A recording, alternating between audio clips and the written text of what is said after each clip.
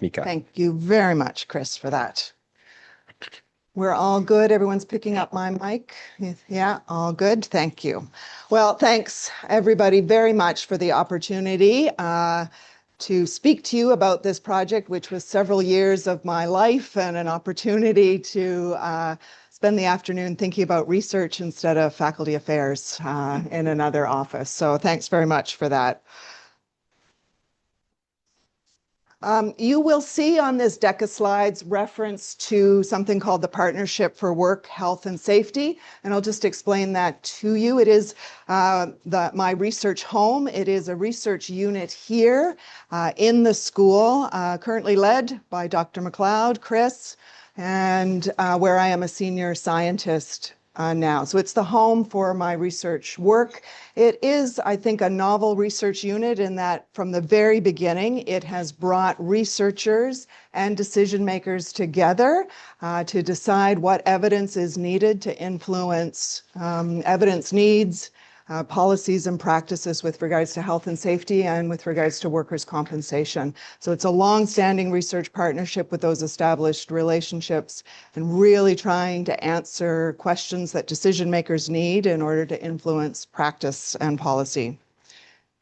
I just want to acknowledge up front the team that was part of this research project, which I will go into and explain, many of whom are in this physical room or the virtual room.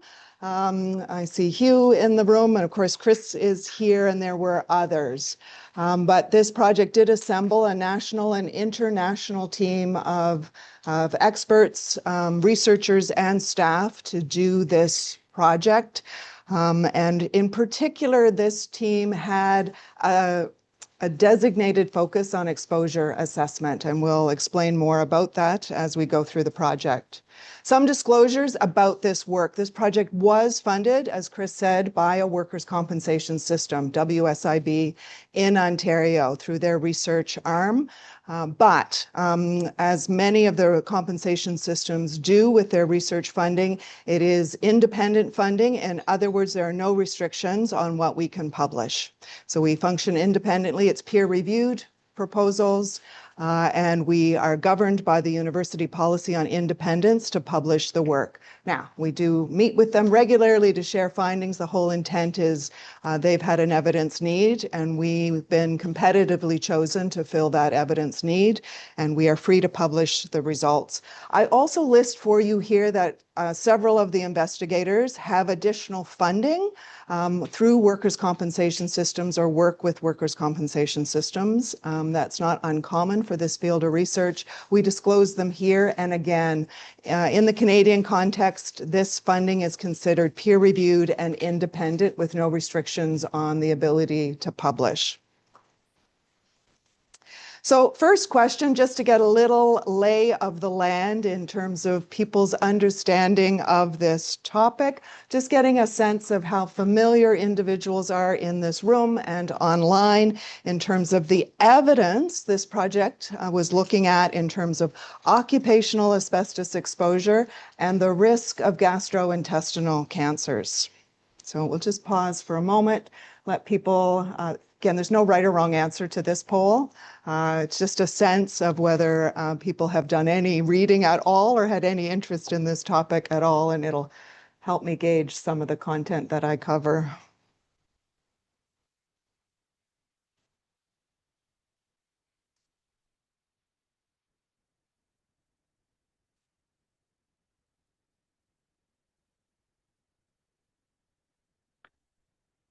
Do I end the poll? Or you? Do I? Stop sharing. Yeah. Thanks very much. So yeah, not surprising. It's a pretty specific topic, very rare, relatively rare cancers. So it's not surprising that people haven't spent time in this particular domain. It was a specific evidence needs, but that's helpful to me to understand where people are coming from in this audience. So I'm going to start with what were our research questions. This was a call for proposals from the workers' compensation system around these evidence needs. And these were our primary research questions about, is there an increased risk of these particular gastrointestinal cancers with exposure, occupational exposure to asbestos? Does that relationship vary depending upon the exposure characteristics? Does it get weaker? Does it get stronger? Or among subgroups of workers? And we were also interested in whether that relationship between asbestos exposure and these GI cancers was related at all to a more established and known relationship in the workplace between asbestos and lung cancer. So if that relationship exists in your workplace, did we also see it for GI cancers in the workplace? We had a series of sub-questions as well, secondary questions. I'm not going to cover those today. These were the main research questions. Forgive this little introductory slide on asbestos. If you are not familiar with this, I just want to make sure and cover it here for individuals, with my thanks and appreciation to our colleagues with Carex Canada that generate these exposure profiles. And this is taken from their website with regards to asbestos. So asbestos is a naturally occurring fibrous mineral. So you'll see from that picture, you can see as a mineral, it's very fibrous. Its main route is inhalation. People inhale this, and it is a known carcinogen. So IARC, the International Agency for Research on Cancer, has established this as a known carcinogen, in particular for mesothelioma, which is a cancer of the lining of organs, and in particular the lining of the lungs. So known risks, cancer risks associated with this exposure. The risk typically existed historically in the actual mining of asbestos, as well as in the production of materials that used asbestos, insulation and cement. So construction and mining related occupations or industries were the main risks. These days, because we don't mine it anymore and it's not used anymore for the most part in the Canadian context, its historical exposures in our construction materials, in our brake pads, in our ferries, in our homes and schools, because it was used in construction, so it still exists there. And so that's just a little background into this as an exposure. A second poll, just to get a sense, we were asked to look at GI cancers. I appreciate the audience has indicated you haven't a lot of experience in this topic or a lot of knowledge, but I'm going to get you to take a guess at where you think there had been existing evidence of a relationship, given what I've just described for the asbestos exposure, whether based on previous evidence there was any strength of association between asbestos exposure and these particular GI cancers. You can also say you have no idea, you're not sure, and that's also an appropriate answer. So we'll pause while you fill that in.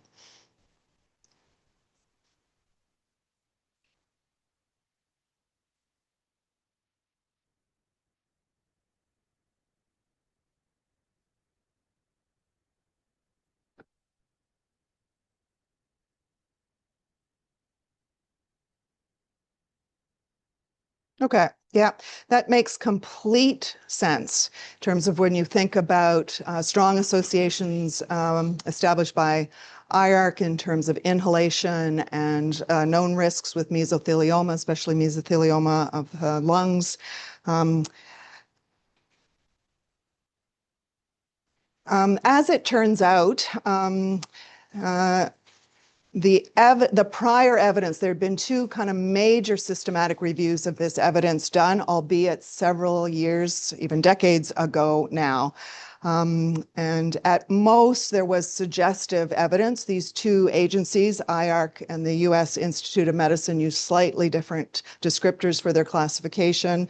But the strongest evidence that existed was at best suggestive of an association for stomach and colorectal. There was inadequate evidence to establish a link with esophageal cancer, and even less with bowel cancer. And it's I think to some degree that esophageal cancer is the rarest bowel and esophageal aren't as common as stomach and colorectal, so we don't have as much evidence there. Subsequent to those two major systematic reviews of the evidence at that time, there had been 4 other studies published looking at specific GI cancers, listed at the bottom here. More recently, all of them finding an association between occupational asbestos exposure and these specific GI cancers.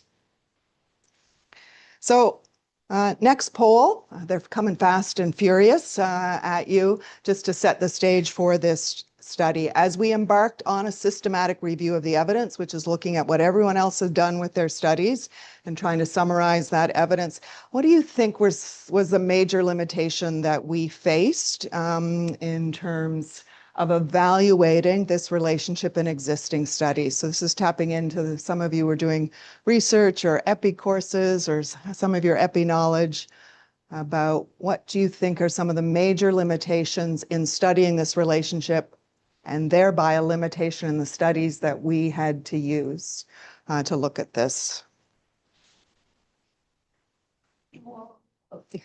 I could have done that. I could. I'm forcing you to pick one, I think. They're all limitations, but some more so than others. Yeah.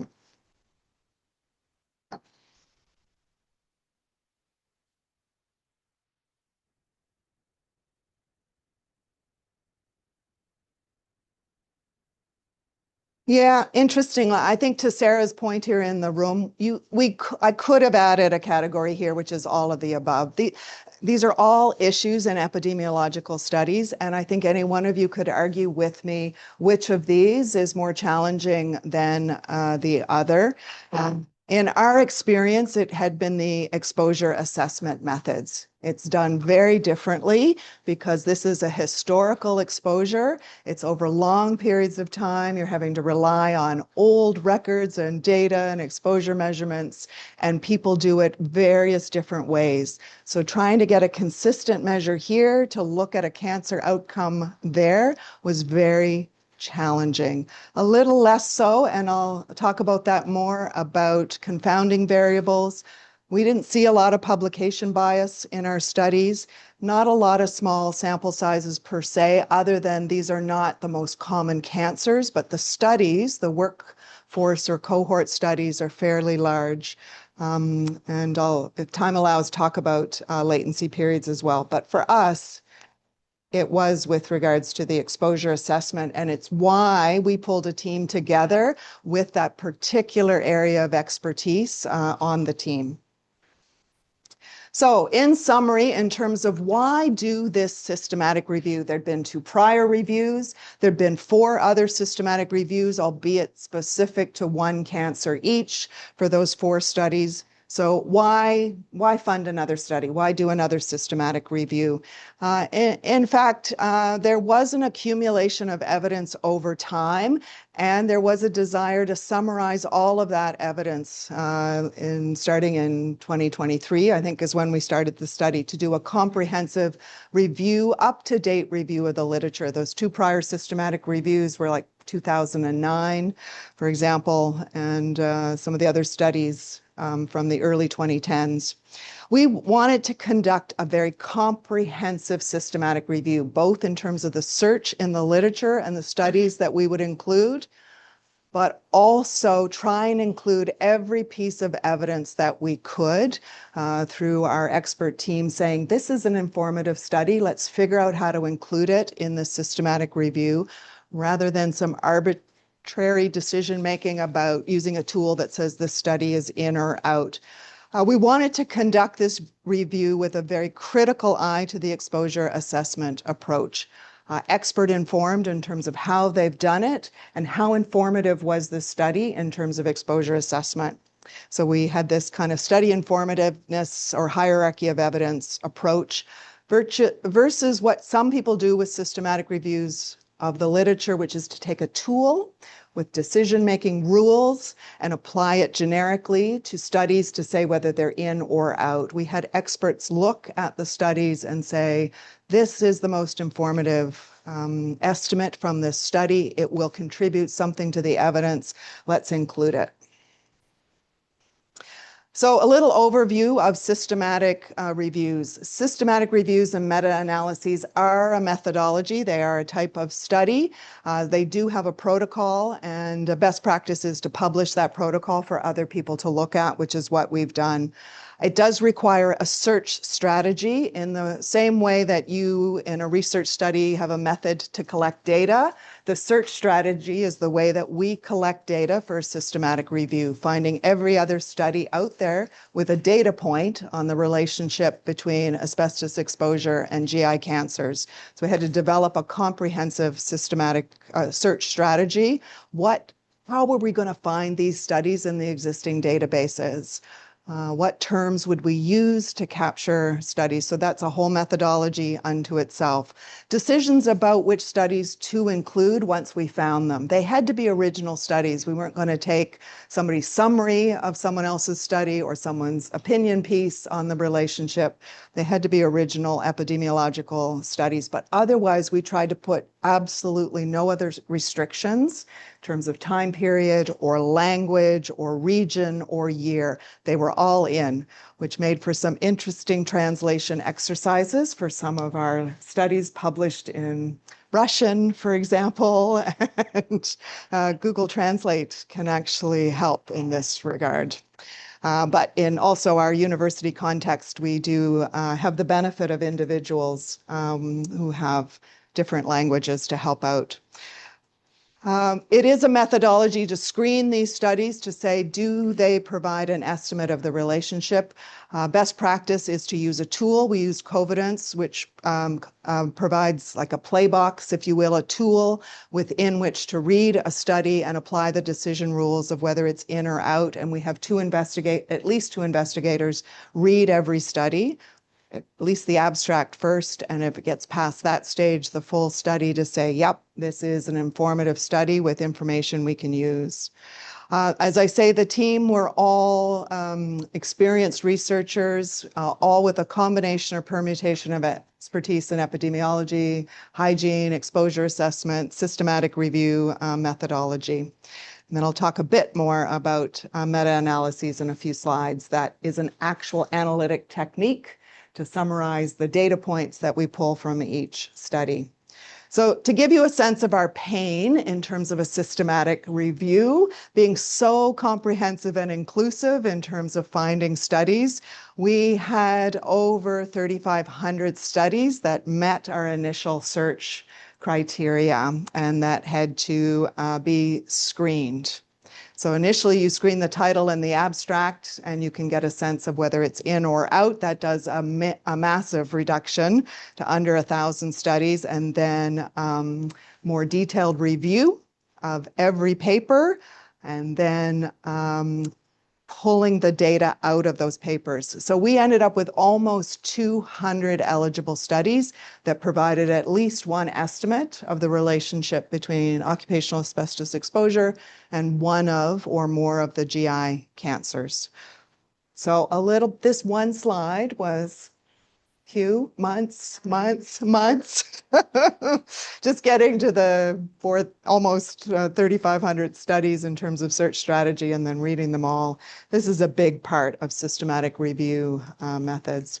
If you're not familiar with systematic reviews and meta-analyses, just a little snapshot here. Once we find an included study, we're actually going into that study and pulling their estimates out of their tables and putting them into a database. Those become our new data points. So we're taking their data point on the relationship between exposure and outcome as our data points. So we're pulling those out of the studies. We often pull multiple points because we want to look at the relationship in various different ways. Many studies looked at multiple GI cancer outcomes, so we'd have multiple data points to look at.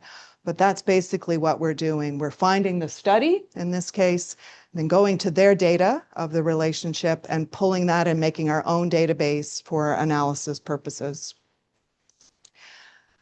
As I said, we as a team decided that our approach was to figure out what was the most informative data points across these studies. So we sat around here on the Vancouver campus, we pulled everybody in and came up with decision rules on what was an informative estimate or which estimates were more informative than others.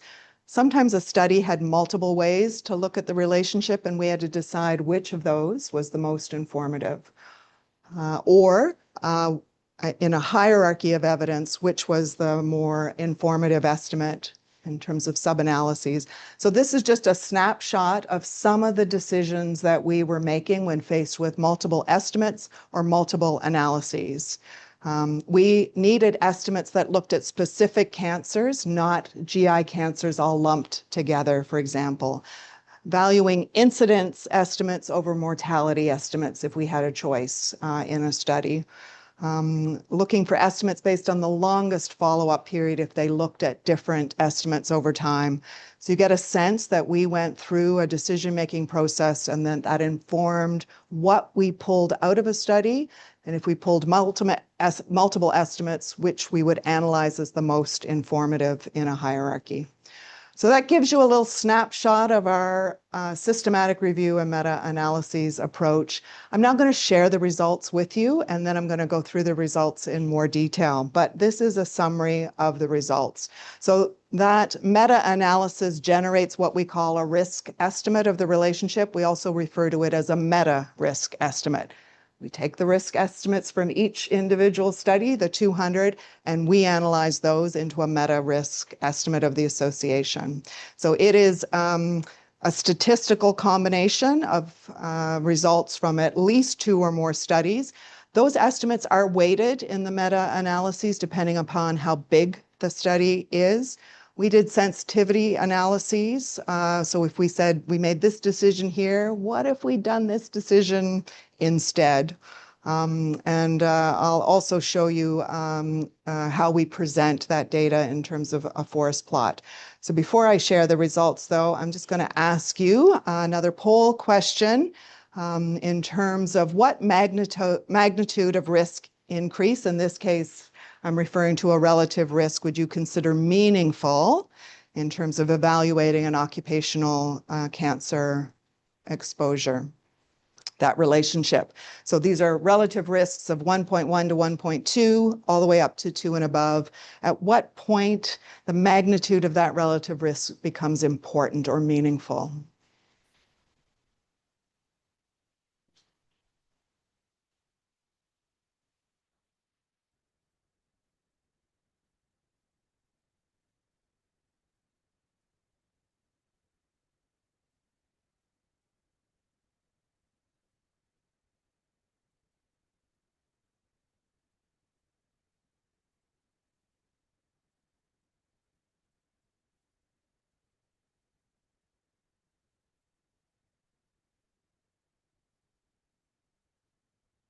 Did they? Yeah, thanks very much. Just checking.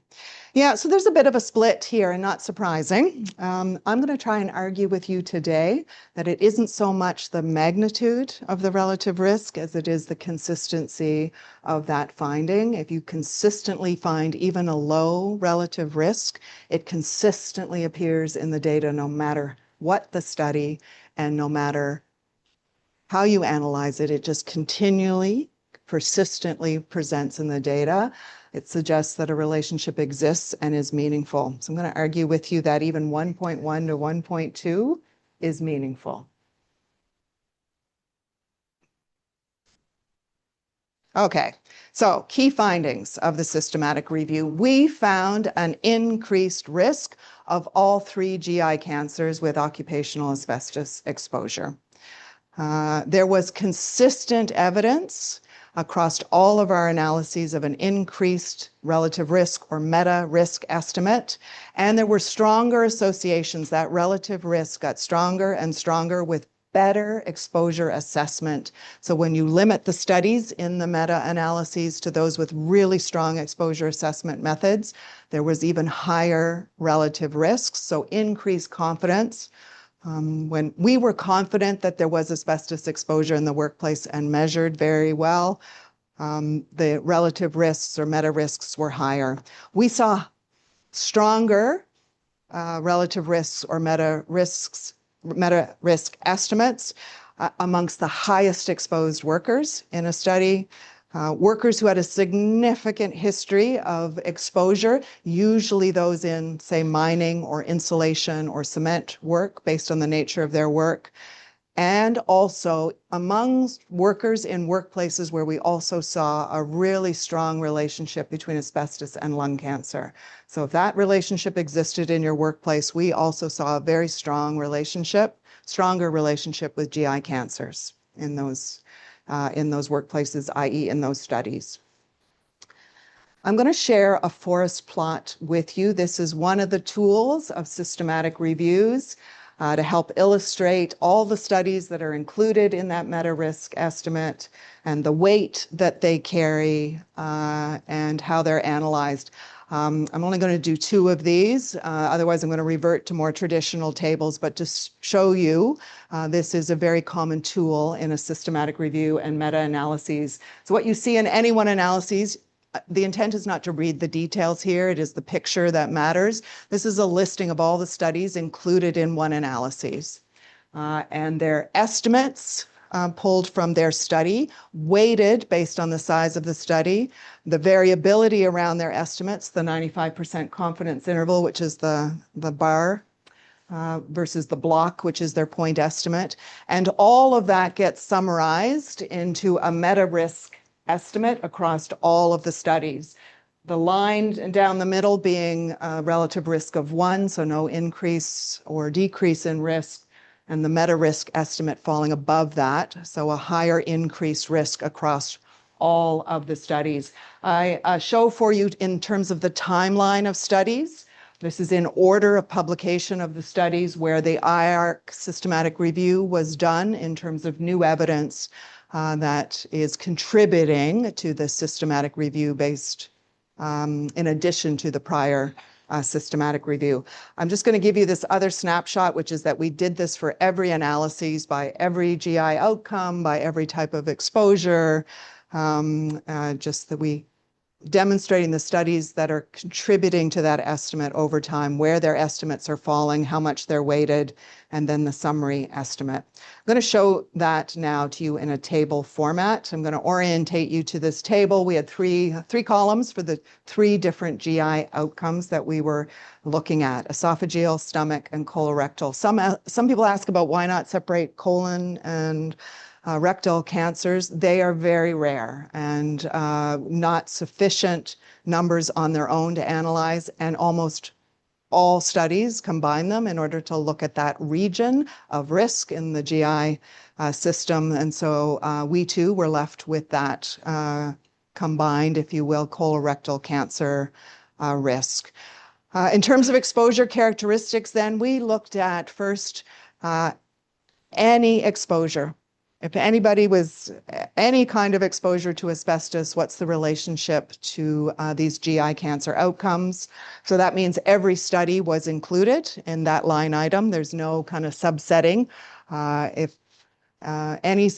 Every study that looked at asbestos and esophageal cancer is in that first line item. Then we started to subset the studies based on exposure defined by your occupation or industry of exposure, where we thought there was significant exposure, known exposure, and high exposure. Clearly, insulation, cement work, mining, and then everybody else was in another group. They're all asbestos exposed, but they're not those 3 particular industries or occupations. Then we looked at the equivalent lung cancer risk in those studies and grouped them. There was no risk of lung cancer with asbestos exposure in the same study, or over a 2-fold increased risk of lung cancer in the same study. And then there's some studies that actually had cumulative exposure, or and looking at increased levels of asbestos exposure, and we looked at the highest exposed group relative to the lowest exposed group in terms of risk. So what you see here with the meta-risk estimates is an increased risk of all 3 cancers with any exposure to asbestos. And then you start to see stronger meta-risk estimates where we have increased confidence in asbestos exposure based on the nature of your work, right?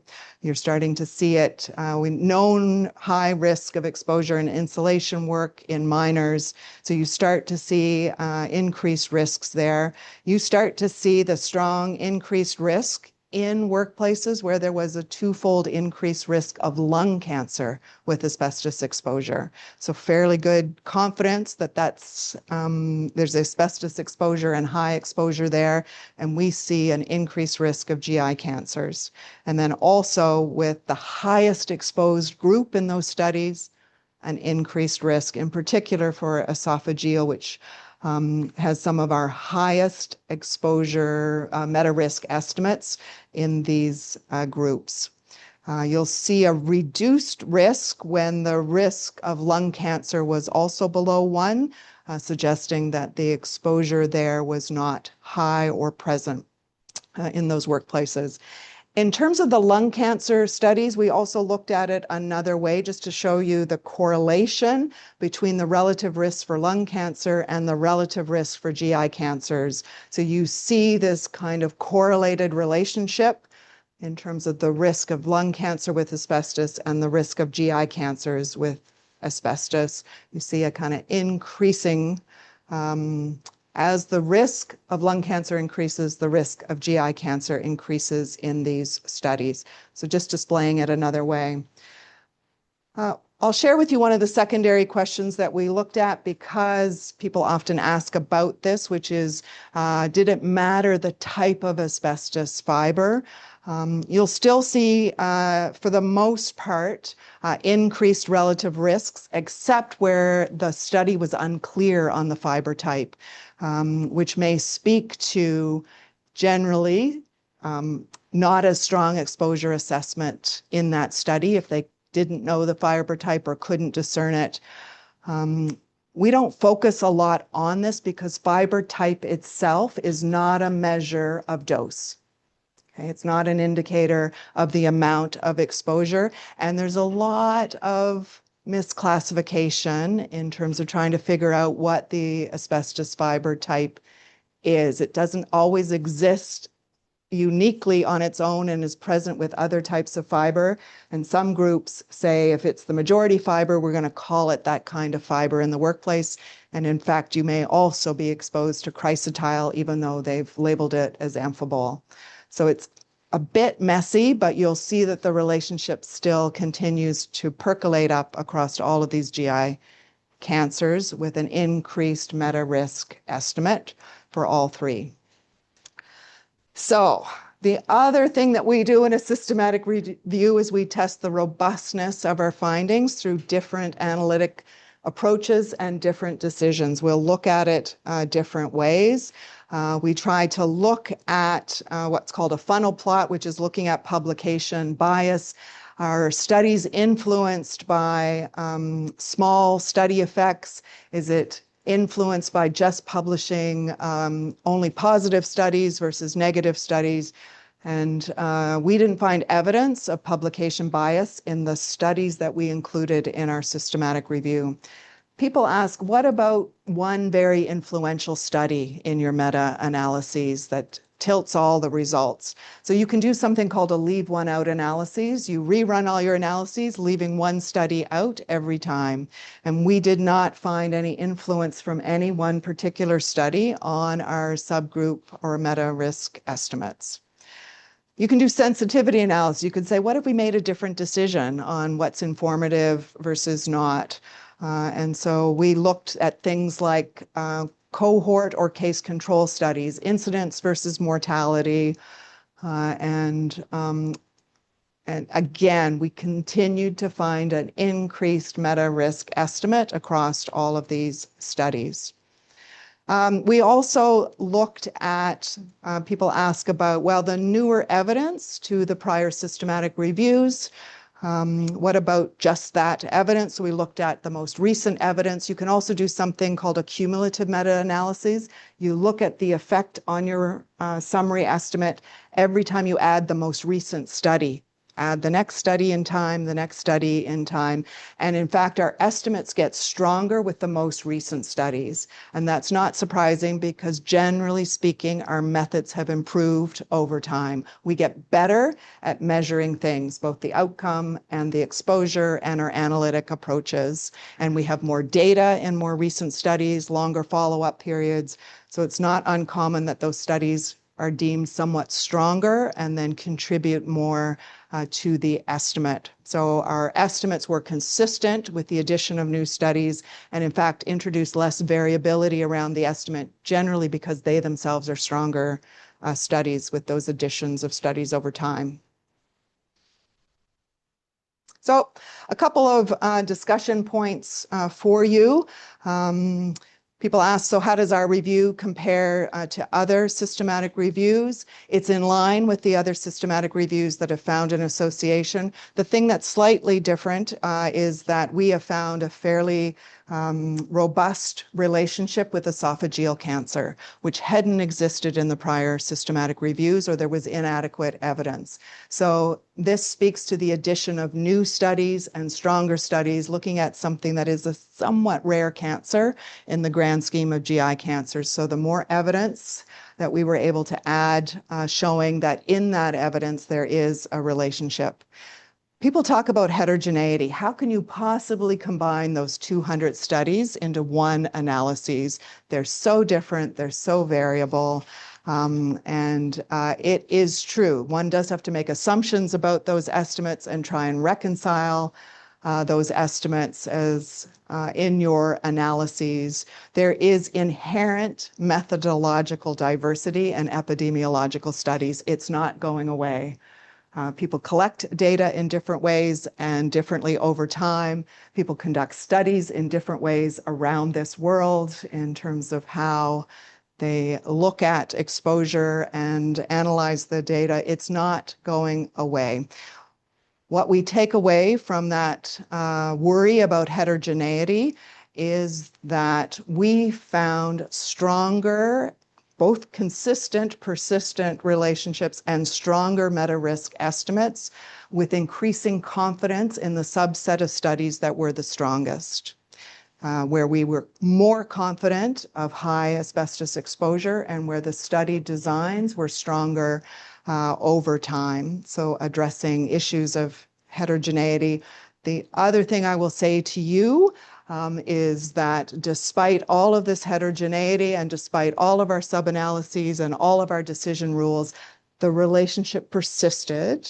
The relationship persisted in all of our analyses. It was always there, varying degrees, but it was always there, percolating up through all of the different methods and approaches and timelines. People ask about confounding.